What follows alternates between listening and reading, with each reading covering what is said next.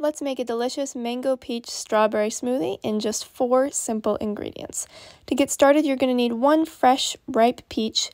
Use your chef's knife to just cut that peach in half. Separate the 2 halves and then cut the half with the pit again to remove it.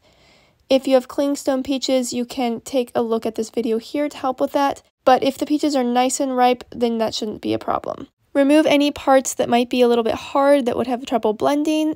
There's no need to peel the peach unless you'd like to. Now that that's done, grab your blender and we're ready to get started. Just take that peach that is all prepared and put it right into the blender first off. Next, you're going to grab a ½ cup of frozen mango, put that right into the blender next, and then a ½ cup of frozen strawberries. Drop those in, and then we need our liquid, which is going to be a ¼ cup of white grape juice or any neutral fruit juice that just won't overpower the flavors of all the fruit that you're using. So anything you have on hand will work, but I used white grape juice.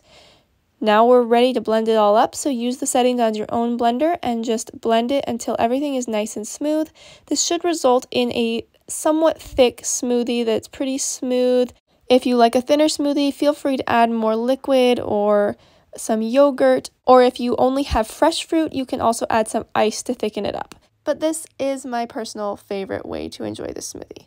Once it's all blended, turn off the blender and just pour it into a glass and serve. Thank you guys so much for watching this video. I hope you enjoyed it. If you did, leave the video a thumbs up. Let me know what you thought in the comments, and make sure to come subscribe for lots more new recipes on Ginger Divine.